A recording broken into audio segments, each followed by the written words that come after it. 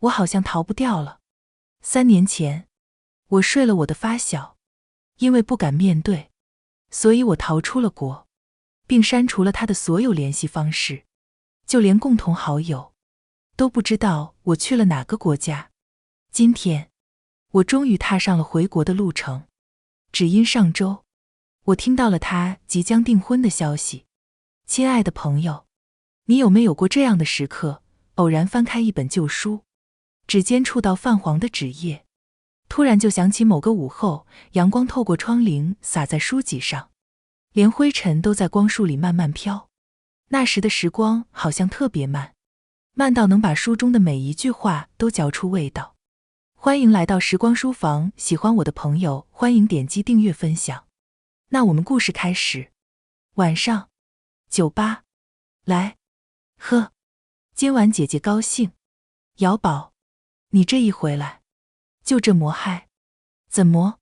国外的弟弟不够帅？林昭昭看着兴奋的我调侃道。我伸出食指，在他面前晃了晃。你不懂，还是咱们的弟弟有质感。林昭昭无奈地摆了摆手。高兴了没有多久，我就在洗手间碰见了裴战，那个3年前被我睡了的发小。嗨，好久不见。多么老套的开场白，没想到有一天竟然会出现在我俩的对话里。我假装淡定地稳了稳身形，冲他嫣然一笑。他嗤笑一声，没有说话，转身离开，仿佛不认识我一般。切拽什么？不就是3年前把他睡了魔？他也不亏啊，我也是第一次。至于装不认识魔，不管了，继续嗨去。弟弟们还在等着我呢。我晃晃悠悠推开包间的门，姐姐回来了。原本热闹的包间，此时安静的可怕。所有弟弟都走了，包括林昭昭，只有裴战翘腿坐在正中央，表情很厉。周遭的空气都冷了下来，冷得我打个了寒战，用手揉了揉眼睛。真的只有他一个人。想要退出包间，双腿却定在那里，嘴也抢先一步开口。你怎么在这？他们呢？裴战这才转头看我，用冷的可怕的声音问我，你想找谁？林昭昭？还是男模？他都看到了，看到又怎么样？反正姐单身，姐想怎么玩就怎么玩。在心里给自己打了气。我抬高头，气势汹汹地开口，对啊，我的弟弟们呢？呵，裴战冷笑一声，起身向我走来。他浑身透着冷意，我瞬间怂了，一步步后退，直到无路可退。你干嘛？他始终一言不发，只是离我越来越近，近到快要贴上我。你到底要干嘛？我抬手推着他，不让他继续靠近。他不但没有停下，反而掐着我的腰肢，紧紧贴向自己，头也慢慢低下，贴在我的耳边说，干，你。我还没来得及反应，他已经把我扛在肩上，大步往外走。你放开我，放我下来。裴战。我一边挣扎一边拍他。啪，老实点。他拍我屁股，他竟然拍我屁股。你不要脸裴战，你变态，你混蛋。我的挣扎和骂声对他完全没有作用，他还是把我直接扔进了车里。再骂我就直接在这办了你。他表情凶狠，完全不像在开玩笑。我吓得直接闭嘴。怎么不继续了？他好像真的在问我一样。我敢继续吗？不过裴战怎么像变了一个人？他以前不是挺温柔的么？难道和他未婚妻那方面不和谐？不和谐找我撒什么气啊？趁着我发呆的时候，他绕到驾驶室，直接一脚油门冲向了车道。你要带我去哪儿啊？他始终一言不发，只加速往前开，车速越来越快，我只能牢牢抓紧扶手。他着急投胎啊，开这么快，直到开到某个公寓地下车库，车停了下来。你带我来这干嘛？这既不是他家，也不是我家，他到底带我来这干嘛？他始终不回我话。下车来到副驾驶，开门解开我的安全带，又把我扛上就走，一套动作行云流水，完全不顾我的感受。裴战，你到底要干嘛？放我下来！我又踢又打，他依旧不为所动，扛着我进电梯，出电梯，然后进了一间公寓，进门后直奔卧室，灯都没开，直接把我扔到床上。我被扔下就起身，准备跑路，裴战却快我一步，直接跨坐上来，掐着我的脖子把我压在身下。裴战，你冷静点。我被掐着说不出完整的话。此时的裴战是我从未见过的样子，凶得可怕。苏瑶，3年前睡了我就跑，你该想到后果。我刚想开口解释，就被堵住了唇，因为呼吸不畅，我只能张着嘴呼吸，反而给他行了方便。我拼命挣扎，不可以，他要订婚了，我们这样算什么？想说的话全被吞没在唇齿间，屈辱感遍布全身，眼泪也不争气地流下。感受到我的眼泪，他明显顿了一下，却没有停下，反而继续吻着我，从嘴唇到脖颈，不管我怎么挣扎，怎么哭喊，他都像听不到一样，继续扒着我的衣服亲吻。不知过去多久，直到我晕睡过去，这一切好像才停下。就连睡住时，我的眼角都挂着眼泪。在我睡住后，裴战一夜未眠，在我不知道的时候，满眼复杂地看着我。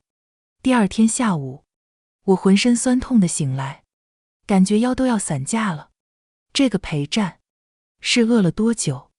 快把我折腾死了。醒了，我睁开眼睛，发现自己正一丝不挂地躺在他怀里。他是变态魔。我眼神愤恨地白了他一眼，没有说话，骂我，看样还有力气再来一次。裴战今天明显心情好多了，不过回想他昨晚的样子，还是不惹他胃好。没，他好像笑了一下，又好像是我看错了。有没有不舒服？他还好意思问。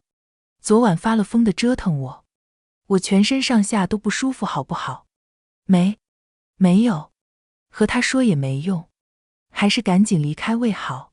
没有就起来吃饭吧，昨晚的衣服没法穿了，我让陈柱送了一套过来，你一会试试。看我还算听话。他温柔地揉了揉我的头发，起身穿衣服。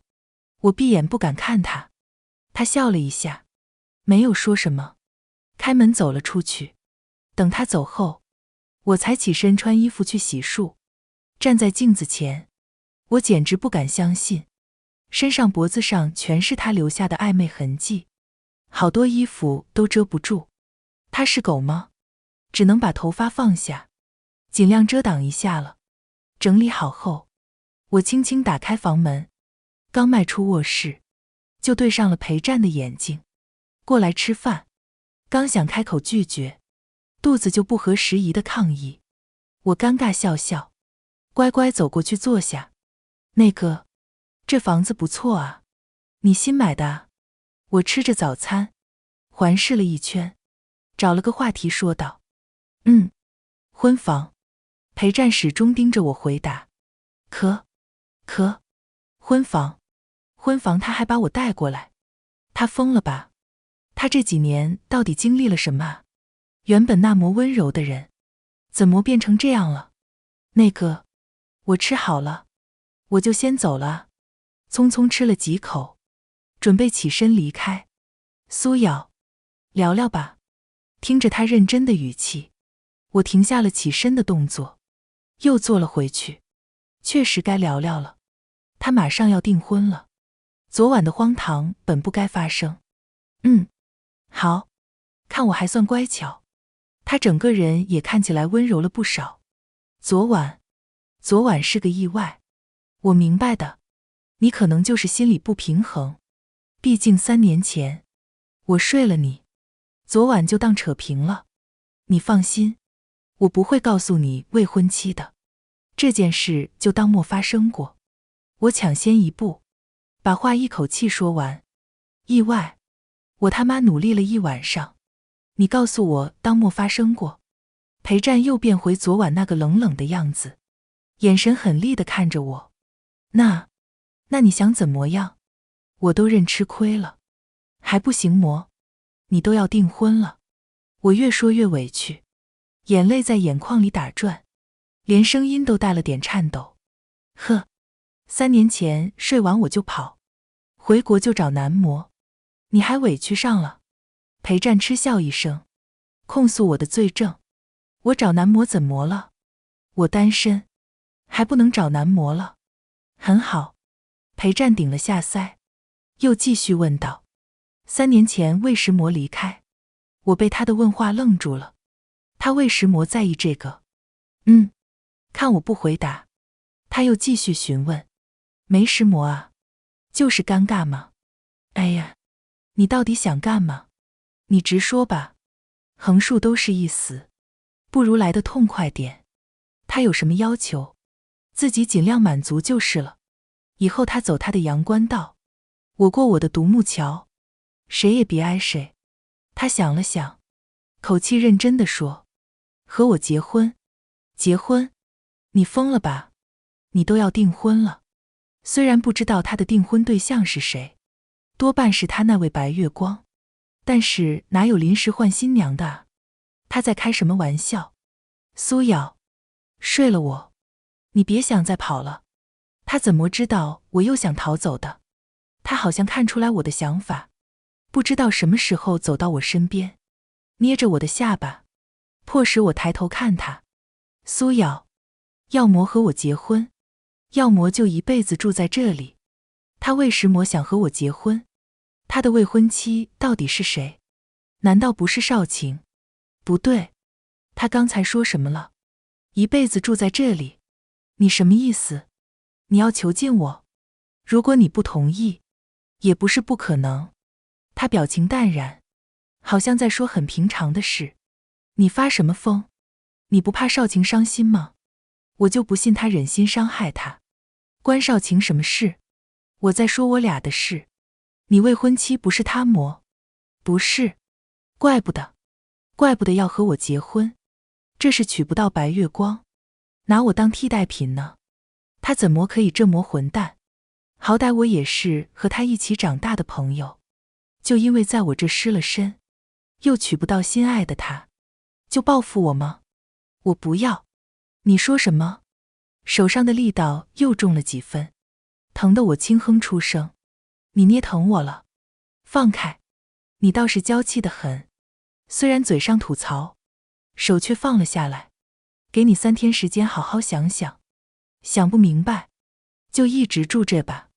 裴战扔下这句话就离开了，剩我一个人坐在这愣神。门被反锁了，门口还有裴战安排的保镖。从窗户看下去，这里起码20层往上，看样想出去是不可能了。接下来的2天，裴战都没有回来，只有一个阿姨会1日3餐来做饭。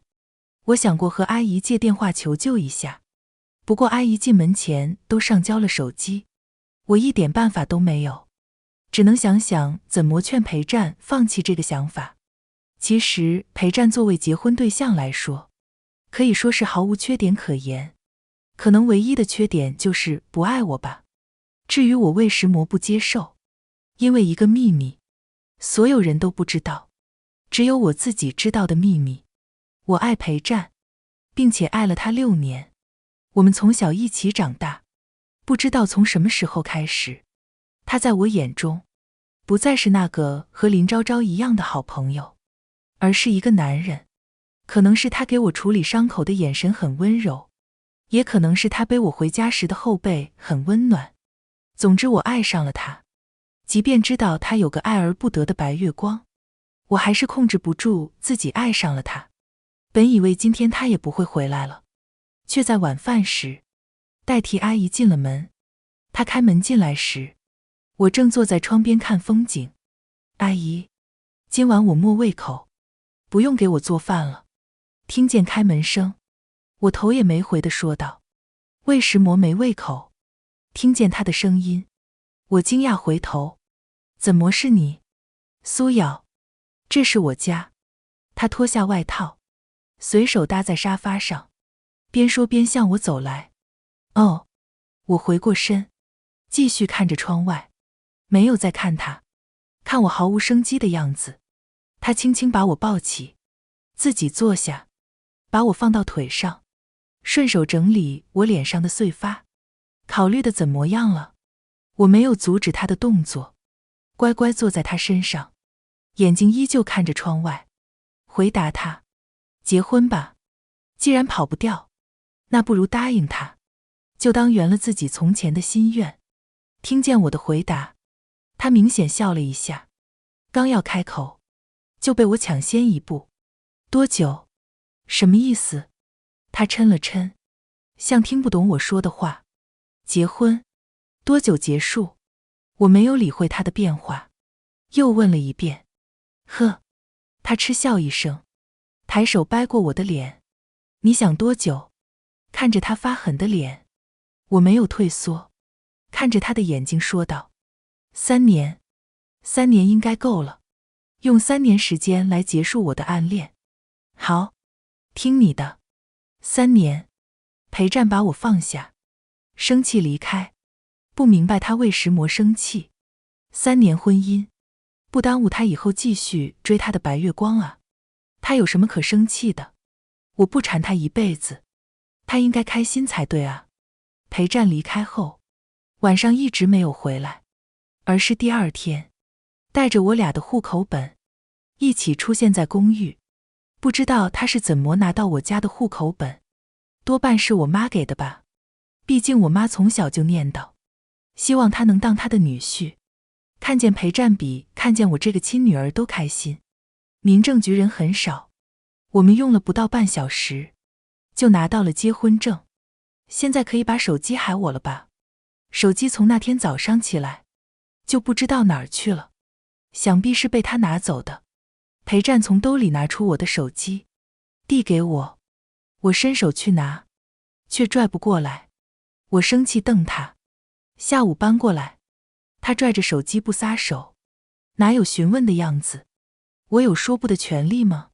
听到我的回答，他开心地笑了，手也松开了，摸了摸我的头。晚上我去你家接你。走了。终于自由了。我拿过手机转身离开。下午，我约了林昭昭去酒吧喝酒。什么？你结婚了？还是和裴战？我赶忙捂住林昭昭的嘴。你小点声。林昭昭惊讶的眼睛都瞪圆了。不是瑶宝，你俩怎么会？在林昭昭好奇和惊讶的状态下，我把发生的事都一一告诉了他，包括我暗恋裴战的事。听完我的话，他满眼心疼地看着我。瑶宝，你好惨啊。林昭昭边说边哭，比我还夸张，好像我得了绝症一样。你打住，我其实还好。仔细想想，我也不亏啊。他裴战长得也不赖，身材也好，就当免费找了个男模嘛。虽然我说的随意，但心里却酸涩的好像无法呼吸。要说长相和身材，裴战还真是无可挑剔。这会的林昭昭好像和刚才哭着心疼我的不是一个人，一脸花痴。我满脸疑问地看着他。瑶宝，我不是这个意思。你看啊，既然你也单身，与其在外面找弟弟，还不如找裴战呢。起码他合法，品质还好，对不？林昭昭说的也没错。不想了，走一步算一步吧，最多3年呗。对，喝酒，庆祝姐最后一晚单身。我举起酒杯，刚要碰杯的时候，电话铃声不合时宜地响起。我不耐烦地拿起电话，完了，是我妈。我指了指手机，边往外走边说：我妈。我出去接下电话，被我妈发现我去酒吧就死定了。她一直觉得我乖巧，从不去酒吧之类的地方。为我亲爱的妈妈，你去哪儿了？还不回来？我妈的声音从狮子大开口到温柔贤惠，一看身边就有外人。我和昭昭在外面逛街啊。小裴来了，听说你们今天领证了，小裴过来接你回去呢，快点回来吧，别让小裴等着急了。我说我妈的声音怎么突然变得这么温柔？感情是裴战那狗男人去了，他还真是阴魂不散。知道了妈，我这就回去。路上注意安全哦。我妈有时候还真假，也不知道她究竟喜欢裴战什么。得了，今天的自由之夜结束了，我回到酒吧，和林昭昭说了下情况，就打车回家了。帝景公馆，一进家门，就看到我爸一脸严肃地坐着，而我妈正笑颜如画地和裴战聊着什么。爸妈，我回来了。爸妈和裴战同时看向我，在他们的注视下，我慢慢走到爸妈身边，准备坐下。和昭昭逛完街了，东西妈都帮你收好了，时候不早了，快点和小裴回去吧。不等我坐下，我妈就把我往裴战身边推，裴战也顺势起来，揽住我的腰。那爸妈，我们就先回去了。裴战礼貌开口，这都什么和什么啊？我刚到家，还没等坐下，就被我妈着急往外推。瑶瑶要是想在家住，就住一晚再走。一直没开口的我爸突然说话了，我用开心充满感激的眼神看着我爸，还得是我爸啊。我高兴了不到3秒，美梦就被打破了。我妈悄悄掐了我爸一下，又用眼神警告，转头笑着对我俩说，别听你爸胡说，新婚第一天哪有住在娘家的道理，快点和小裴回去吧。我一脸委屈，本来想装装可怜，让爸妈把我留下，裴战竟直接一手揽着我，一手拿着行李箱和爸妈告别了。爸妈，我和瑶瑶就先回去了，有空我们再回来看您二老。回去吧。我妈开心地挥手，我也只能被迫离开。回去的路上，我装睡靠着车门，直到停好车，我都没有给过她一个眼神。到了楼上，我拿过我的行李箱问她，我住哪个房间？主卧。我住主卧。主卧全是她的东西啊。那你呢？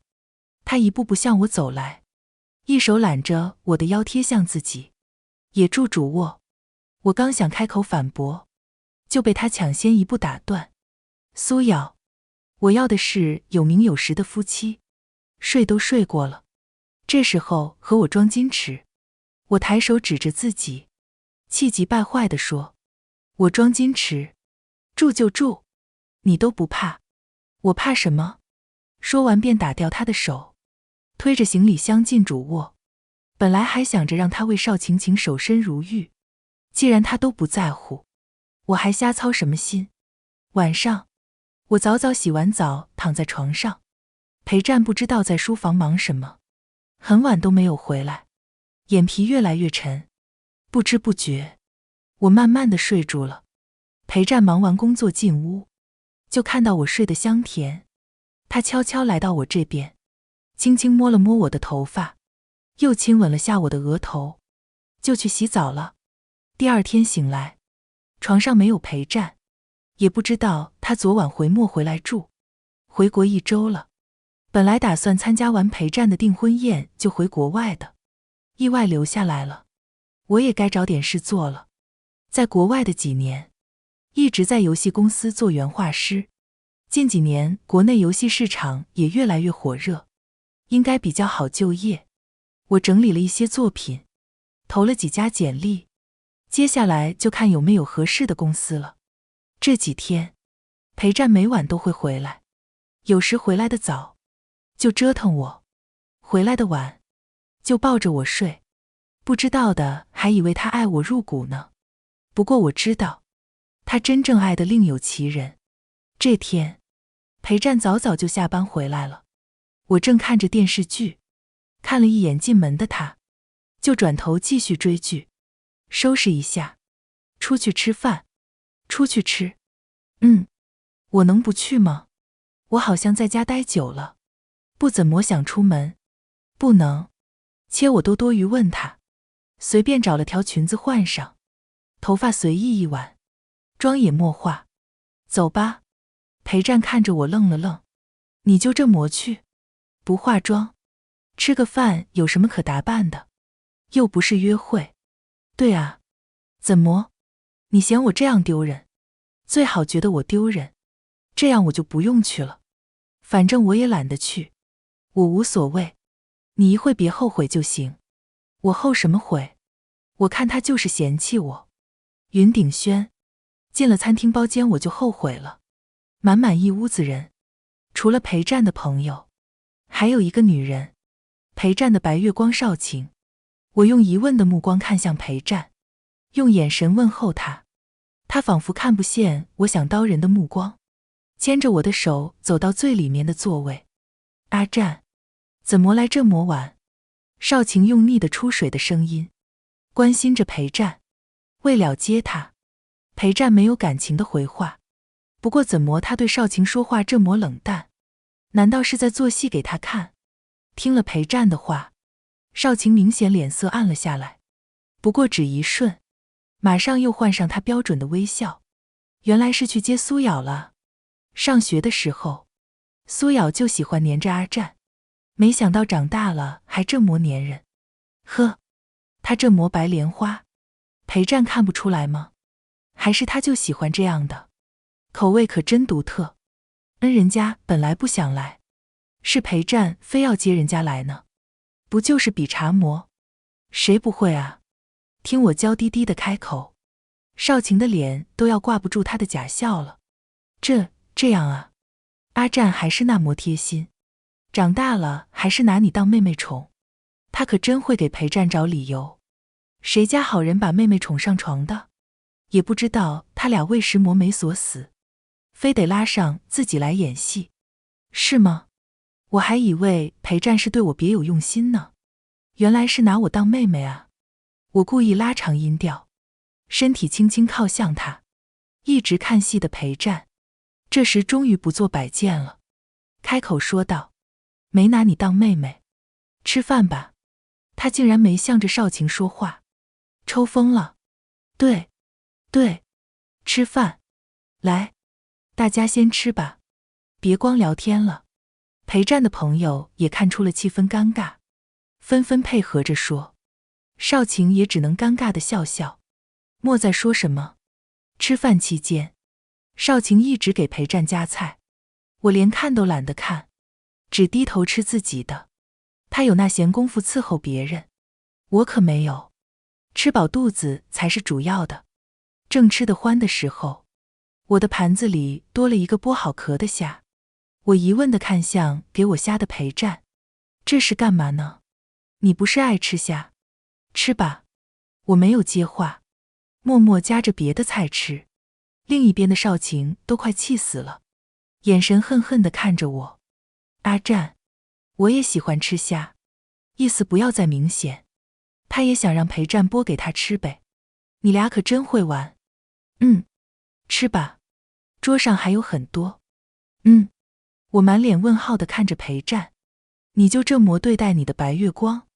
别玩脱了啊大哥，真气走了你的白月光，你又好拿我撒气了。裴战一脸宠溺地看着我，完全不顾我的意愿，用手擦了擦我的嘴角，然后放到了自己嘴里舔了舔。这一系列操作直接给我看傻了，他这是怎么了？少晴到底是哪里惹到他了？他要这么气他？我给深情看着我的裴战使了个眼色，大哥，你快看看你的白月光吧，他都快哭了。你确定你不轰轰？裴战像看不懂我的眼神一样，依旧眼中有光地看着我。少晴看裴战一直不理他，起身和大家告别。我有点头疼，先回家了，你们慢慢吃吧。一边说一边看着裴战，意思不要太明显。陪战倒好，一直不为所动，仿佛没听见一样，继续吃着菜。我拍了拍他，小声提醒道：去啊，人家头疼要回家。这次他终于不装傻了，抬头看着少晴。再见。说完又继续吃菜。少晴尴尬地站在原地，瞪了我一眼，气呼呼地走了。少晴走后，气氛有些冷淡，大家都不知道说什么，都怕说错话会惹到我身边这位。一顿饭草草结束，我和裴战也早早离场了。一路上，裴战都冷着脸，好像我得罪了他一样。我都提醒他哄白月光了，还想怎么样？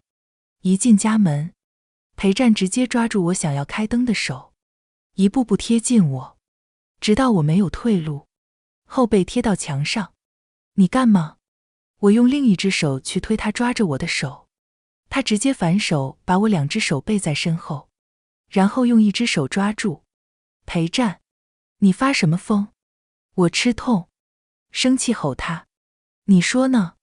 他好像比我还生气，眼中藏不住的愤怒。我不都提醒你去哄他了么？你还想怎么样？我明明都提醒过他了，是他自己不为所动的，这时候怪上我了。呵，你倒是大方。裴战冷笑一声，用另一只手使劲掐着我的侧腰。疼。裴战，你混蛋！不明白他到底在气什么？难道是因为刚才我装嗲气少晴了？谁让他非要带我去的？裴战直接堵住我的嘴，舌尖探入，疯狂索取。这次的吻发着狠，唇齿碰撞，好像有一丝腥甜在嘴里。我吃痛挣扎，被他抓在后背的双手让我无法反抗，只能扭动着身体。他用另一只手撕掉我的长裙，开始在我身上到处点火，吻也逐渐开始温柔又缠绵。慢慢的，我被撩得全身起火，身体也渐渐软了下来。他顺势把我抱到沙发上，更加卖力地在我身上游走挑逗，直到我开始迎合他。在我意乱情迷的时候，他趴在我耳边喘着粗气，声音沙哑道：下次再把我推给别的女人，我让你1周下不来床。我还没反应过来，就被他压在身下继续撩拨，疯狂索取。第二天我才知道，他昨天说的下不来床是什么意思。他好像不知道累一样，一直折腾我到天亮。我现在不仅下不来床，我连翻身都疼。裴战就是个禽兽，昨晚是不是弄疼你了？听到我的呻吟声，他大手抚上我的腰肢。你说呢？我翻过身背对着他，给你长点记性。我转头瞪他，得了便宜还卖乖，利用我气少晴，晚上还折腾我。好了，一会给你上药。他语气变得温柔，好像还藏着一丝心疼。我赶紧打断我的想法，错觉，他怎么可能心疼我？我难受的早饭都默起来吃，昏昏沉沉又睡了过去。睡梦中，突然感觉下身有点异样，冰冰凉凉的感觉，有点疼又有点舒服。我无意识呻吟出声。不对，不是做梦。我睁开眼睛，就看到裴战的头顶。你干嘛？别动，马上上完药了。裴战按住我想要收回的腿。裴战，你变态啊！知道了他在干嘛。我既害羞又生气。好了，再上2天药就差不多了。他起身整理药膏，而我始终生气地瞪着他。我去上班了，早餐在桌上，一会起来吃。晚上我早点回来，你最好别回来。我捂住被子，不看他。我不回来，怎么给你上药？裴战唇角带笑，一脸调戏道。我气得坐起来，拿起一只枕头砸向他。你变态吧？裴战。他笑得胸腔起伏，一手接住我扔过去的枕头。只对你变态？我真是惊掉了下巴。以前怎么不知道他这魔骚啊，这是得不到白月光就变态了。说不过他，我又重新躺回去。裴战笑着看着面前的一团被子，记得吃饭。我走了。赶紧走，不走留着过年啊。接下来的2天，裴战还真是说到做到，每天早晚按时按点帮我上药，无论我怎么挣扎都没用，还时不时地威胁我，怕他兽性大发，我只能忍着屈辱和羞涩。商场这几天收到了姬家的面试邀请，我约上林昭昭一起逛街买点衣服。瑶宝，我怎么觉得你最近面色红润，更加妩媚了呢？看样被滋润的不错啊。我看是被折磨还差不多。林昭昭的八卦基因瞬间觉醒，一脸好奇。快，展开说说。我还真是有个好闺蜜，只想着自己的好奇心，一点都不关心姐妹的痛苦。没食魔，别提了。说说嘛，说说嘛。你俩1周几次啊？林昭昭一脸媚笑地看着我。1周几次？我小声嘀咕。她应该是1晚几次吧。林昭昭看着我思考的样子，好像嗅到了什么。她不会每晚都要吧？差不多吧。啊，姐妹，你好幸福啊。林昭昭一脸兴奋，我倒有点不明所以。看样子，裴战对你并不是毫无感情吗？什么意思？意思就是，裴战对你肯定有意思。林昭昭笃定地对我说。不可能，我看他就是馋我身子。他对我，怎么可能？前几天还带我去沏自己的白月光呢。No, no, no。林昭昭伸出食指在我面前晃了晃。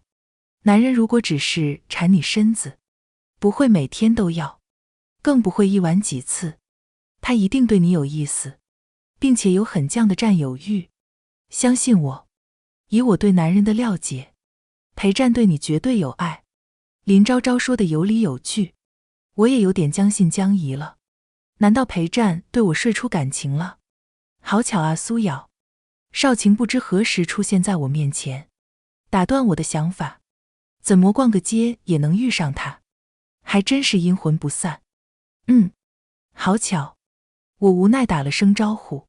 哟，还真是巧呢。这种商场还能和你偶遇呢。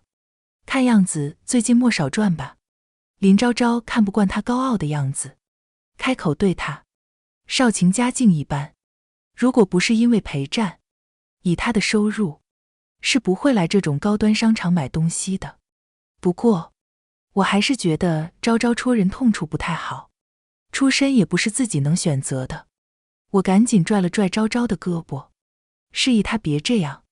少晴听了昭昭的话，脸上也明显有一丝尴尬，不过很快调整好状态，也没有了。就是阿战不想委屈我，只让我来这个商场买东西，为此还特意给了我张副卡。说着还一脸得意地扬了扬头发。还真绿茶，也不知道裴战怎么眼光这么差。你个小……我猜出昭昭想说什么，赶紧捂住他的嘴，一边拉他离开，一边对少晴说：你好好逛吧，我俩还有事，就先走了。走出去一段距离，我才松开手。你干嘛不让我说？裴战都和你领证结婚了，他还拿着裴战的副卡，他不是小三是什么？林昭昭比我还生气。我虽然委屈，但还是假装不在意地安慰着他。算我眼瞎，算人家是白月光呗。好了，别生气了，我请你吃饭去。昭昭带着点同情的眼神看我，我尴尬地躲避。吃饭去，等你离婚了，姐帮你介绍10个弟弟，不对，100个弟弟。好好好，等我离婚的，都听你的。这还差不多，可能是怕我难过。昭昭没有再继续说什么。晚上，听说你找工作了？裴战边吃饭边问我。裴战不知道我现在多不想和他说话，更不想和他一起吃饭。定好去哪家公司了么？我一直低头吃饭，敷衍回答。裴战微皱眉，放下筷子，盯着我。怎么不来裴氏？裴氏旗下也有游戏公司。不想去，我又不是没有能力。为什么要去裴氏？再说了，等以后离婚了，还不是得换公司？为什么？裴战好像很有耐心，一点点的追问。哪有什么为什么？你少管我的事，本来就够烦的了。他还一直问。我不管你管谁，你是我老婆。切，他如果真拿我当老婆，还会给少晴付卡膜，装什么好丈夫人设？3年后就不是了。你管好你的小可怜得了。裴战眉头皱得更明显了。什么小可怜？还装呢？也不知道他一个男人怎么这么能装。不想和他废话，我放下筷子起身。我吃好了。裴战随即也起身抓住我的手腕。你怎么了？心情不好？生理期不是还没到吗？裴战，你变态啊！借我生理期干嘛？裴战轻轻一拽，把我揽到身前，圈着我的腰，眉眼含笑。你说呢？看懂了他的眼神，我赶紧去拽圈在我腰上的手。我不说，你放开我，我要去洗澡睡觉了。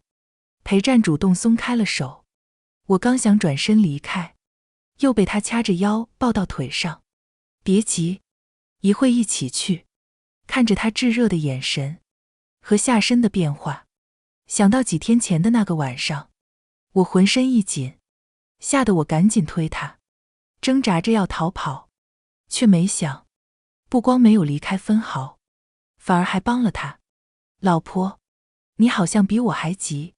裴战声音暗哑，身体都比刚才热了几度。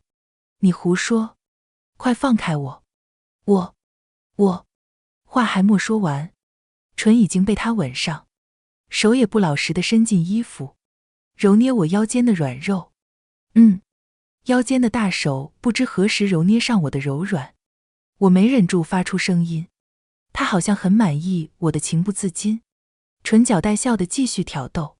最后，就是如他所愿的，在房间的各个地方留下欢爱的味道。深夜，裴战不知道给谁打去电话，语气好像有点严肃，不过我已经没有力气去听了。周一，我成功入职了一家名叫幻星的游戏公司，老板是一位留学回国的游戏新贵，因为年龄差不多，又对游戏有着同样的热爱，让我们之间还挺聊得来的。他没有老板的架子，平时的工作相处中，我们更像是朋友。周总，这版形象已经差不多了，你看看还有没有需要整改的？挺好的，你设计的，我都满意。周玉安今天格外温柔，倒是让我有一点点不习惯。没问题的话，我就回去再优化一下。定版了。好。苏瑶，晚上有空吗？一起吃个饭。周玉安突然邀请我，还一脸期待。那个周总，还有其他人吗？可能看出了我的犹豫，周玉安立马解释道：是这样，裴氏有款游戏，想和我们做个联名英雄，所以我想听听你的建议。原来是公事，那就没什么好拒绝的了。好啊，我晚上没什么事。好，那下班一起走。好，晚上餐厅，我和周玉安初步商量好了方案，剩下的就看他的抉择了。苏瑶，你有男朋友吗？可，没想到他会突然把话题转到这，我该怎么回答？裴战算男朋友么？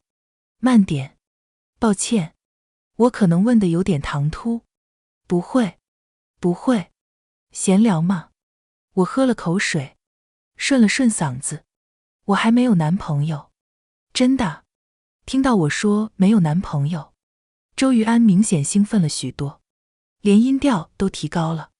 抱歉，我只是没想到，像你这么漂亮，怎么会没有男朋友？还不是因为我傻，这么多年，非得在一棵树上吊死。心里鄙视着裴战，脸上却挂上了假笑。周总呢？有女朋友吗？我礼貌回问。我也没有女朋友，叫我雨安吧，咱俩年纪差不多。你叫我周总，总感觉很疏远。咱俩现在也算是朋友吧。好。总感觉今天的周总有点像情窦初开的大男孩，希望是我会错意了吧，要不以后工作多尴尬啊。苏瑶，你认识那个男人吗？从刚才开始，他好像总盯着你看。我顺着周玉安说的方向看过去，裴战，此时的他正用一种捉奸的眼神在看着自己，看得我打了个寒战。不认识，我和裴战结婚的事，莫几个人知道，反正3年后就离婚了，莫必要太多人知道。为了掩饰我的不自在，我只低头吃饭，希望赶快离开这修罗场。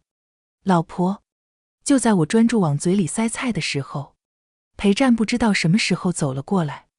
老婆，周玉安看向我，反问道：你结婚了？苏瑶，我改天再和你解释啊。我先走了。于安，我起身拉着裴战就往外走，匆匆和周玉安道了别。刚一上车，裴战一脸严肃，带着质问的语气问我：说吧，怎么回事？他怎么好像真拿自己当老公了？一脸兴师问罪。什么怎么回事？就和老板吃饭，然后聊聊公事啊。老板，聊公事？聊什么公事需要互相问有没有男女朋友？你听到了？什么耳朵啊？那么远都能听到。公事聊完了就随便聊聊啊。那不然聊什么？是随便聊聊还是你故意给他信号？裴战越说越激动，眉毛都皱在了一起。你什么意思？你以为人人都像你一样啊？我可没有和女员工互问男女朋友的癖好，真是只许州官放火，不许百姓点灯啊。他还说得理直气壮。你是不和员工聊，你是已经采好了野花。既然他不要脸，那我也没有必要给他留了。什么野花？裴战一脸不解。哦，不对，不是野花，应该是白莲花。他怎么舍得他的白莲花被我骂成野花呢？苏瑶，别阴阳怪气，想说什么直说，没什么好说的。反正3年后，你我各不相干，和他争吵有什么用？到最后还不是我一个人舔伤口。算了，就这样吧。看我突然像泄了气的气球，裴战竟然一把把我抱到主驾驶。因为空间有限，我后背紧贴方向盘，双手推在他胸前。你干嘛？让别人看到怎么办？你放心，我就算在车里办了你，外面也看不到。裴战的表情不像在开玩笑，我赶紧服软。你别乱来，有话好好说。你是人，不是随时发情的禽兽。呵，裴战嗤笑一声，捏住我的下巴说：苏瑶，对你，我可以是禽兽。我瞪大眼睛，惊讶地看着他，他知不知道自己在说什么啊？所以，你最好说清楚，什么野花白莲花的，别和我打哑谜。他还真会装糊涂，不知道的还以为我冤枉他了呢。既然他非要解开这层遮羞布，那我也没什么好怕的。谁不知道你裴大总裁有个白月光少卿，处处维护，宝贝的不得了，你还有什么不能承认的？裴战此时看着我的表情有点恨铁不成钢的感觉。是我的错觉吗？苏瑶，这句话我只说一遍，你听清楚了。我不喜欢少卿，从前没有，现在没有，以后也不会有。他什么意思？什么叫不喜欢少卿？那他喜欢谁？那你还给他付卡呢。以前他有点什么事你都随叫随到，哪怕是一点小事，你都紧张的不行，剩下的话都被他吞没。他发了狠地吻我，还在我唇上咬了一口。裴战，你是狗吗？干嘛咬我？看你蠢！你……我抬手打了他一拳，不中，他也没有躲，反而语气开始变得郑重。首先，那张副卡是很久以前给的他，我都已经忘了。但是在你前段时间生气的时候，我就找人查了一下，才发现他拿着那张副卡向你炫耀。至于之前我为什么那么对他，你可以回家问问妈。问我妈？为什么问我妈？我妈知道什么？他们究竟瞒了我什么？浑浑噩噩中，车子开到了我家。你进去吧，我在车上等你。我此刻急切地想知道，究竟是怎么一回事。没有在意裴战为什么没进去，打开车门就快步进了屋。爸妈，瑶瑶，怎么这么晚回来了？看我着急的神情，我妈有点担心地问道。妈，我有事要问你，关于裴战和少晴的。听到我说他俩，妈的表情变得有点严肃。也是时候告诉你了，和我进屋说吧。我爸始终坐在那里，没有说什么。我跟着妈进了我的卧室。妈，你和裴战到底有什么事瞒着我啊？我妈拉过我的手，握在手里，轻柔地抚摸。这件事本来是打算一辈子不让你知道的，看样子是小裴实在没有办法了。我妈叹了口气说道，小裴当时和我约定好，如果你俩能幸福的在一起，那这件事就埋在我俩心里，永远不告诉你。但如果你俩因为少晴的事一直无法对对方敞开心扉，那我会在他同意的情况下告诉你真相。我妈一点点给我讲着事情原委。大二那年，学校组织了去乡村团建，由于位置比较偏远，学校说是自愿参加，所以去的人很少。除了我们几个，就只有少晴和3、4个其他同学。在山村做上山寻宝的游戏过程中，我不慎摔下了山坡，右腿被一根很长的木叉刺穿了腿。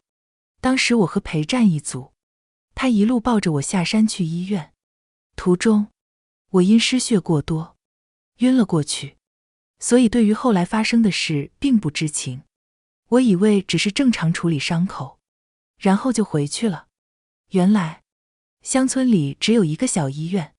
我的腿伤本来不是很严重，不过因为我失血过多，需要输血，村医院没有血库，距离市区医院路程又比较远，所以建议随行人员献血，这样不会耽误治疗。和我血型一样的只有少晴，但少晴害怕，一直迟迟不愿意献血。是裴战把少晴叫到了一边，说会答应他一个要求，无论是什么，只要他愿意献血。而少晴的要求就是裴战3年都要听他的，无论他要裴战做什么，裴战都不可以拒绝，哪怕是买卫生巾这种事，反正只要少晴有需要，无论何时何地，裴战都必须随叫随到。裴战答应了，所以那3年就是我看到的。裴战总是围着少晴，少晴也从那时起突然加入了我们。听完所有事情的经过，我的脸上已经布满泪水，心疼的连呼吸都变得困难。裴战多么骄傲的一个人啊，就因为我被少晴拿捏了3年。3年啊，他怎么敢的？别哭了，瑶瑶。小裴之所以不告诉你，就是怕你伤心。其实小裴心里一直都有你，就等3年期到，就和你表白的。谁知道你突然瞒着所有人就出国了。妈一直心疼地帮我擦着眼泪，把我抱在怀里安慰，可眼泪就像断了线的珠子，怎么都止不住。怪不得当初裴战和爸妈要户口本会那么顺利，原来这段感情里一直付出一直努力的人是裴战，我才是那个恃宠而骄的人。突然想到裴战还在楼下等我，我抹了抹眼泪。妈，我先走了，裴战还在等我。去吧。我飞奔下楼，一出门就看到了裴战倚在车门等我。我没有一丝犹豫，一路跑到他面前，钻进他怀里。裴战紧紧地抱着我，温柔地抚摸我的头发。我抬起头，眼中含泪地对裴战说：裴战，我爱你，好爱好爱你。裴战也眼眶湿润，摸着我的脸，苏瑶，我也好爱你。我踮起脚尖，轻轻吻上了裴战，他随即加深了这个吻。那一晚，是我最主动、最全身心投入的一晚。不久后，我们办了场非常壮观的婚礼，只因裴战说要给我全世界最好的，并且要让所有人都知道我是他的。裴战，往后余生，由我来好好爱你，我会像你爱我一样热烈地爱你。今天的时光书房之旅到这里就暂告一段落了。下一期我们会带着新的时光之书与你相遇，可能是关于老上海的弄堂故事，也可能是藏在经典名著里的岁月细节。记得常回来看看，时光书房永远在这里，陪你在文字里与时光温柔相拥。咱们下期见。